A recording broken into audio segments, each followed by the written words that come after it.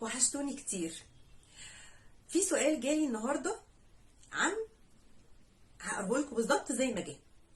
بحب زوجي قوي قوي، وعرفت انه على علاقه مع واحده تانية، وعايزاكي تقولي لي او تشوري عليا بشويه حاجات كده فيها اغراء ممكن اعملهم مع زوجي احببه فيا تاني وارجعه تاني من جديد.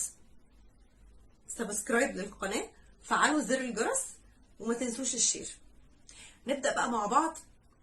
اولا، الرد اللي هردهولك ده هو رد محتاج حكمة وعقل ورزانة، وفي نفس الوقت عواطف ومشاعر، مع الاحتفاظ بكرامتك، وان انت تكوني مستقلة وواثقة من كل حاجة انت هتعمليها.